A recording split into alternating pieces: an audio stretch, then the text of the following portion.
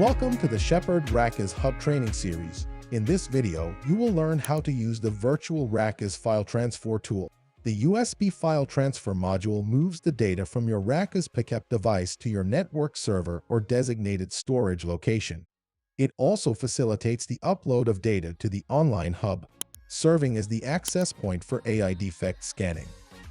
The module comprises the following elements: USB drive.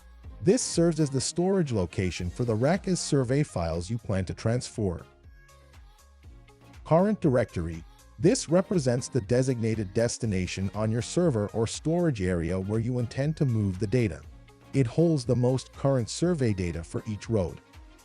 Archive directory.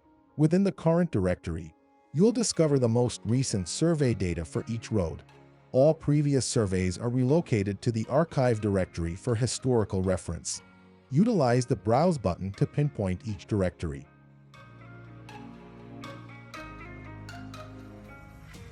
Choose the roads you wish to upload, either by individually selecting them or by using the Select All button. Select the appropriate choices by checking the boxes under Bucket your council name. Selecting these first three options will transmit the RACAS data to the online hub viewer. This will send high-definition photos to the Shepherd AI server for defect analysis.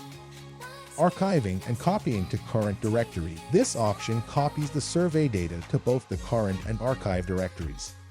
Clear USB drive. This will delete the data from your portable hard drive once the upload is complete. You can access the settings by clicking on the ellipsis icon. The standard segment length is usually set to either 250 meters or 500 meters, and segments are initially divided by /and/sealed as the default setting. Utilize the scheduling tool for uploading survey data during non-peak hours. Depending on the data size, this choice can help relieve network congestion by executing the task outside of regular hours. After configuration, click the Start Now button to initiate the upload immediately or to schedule it for later.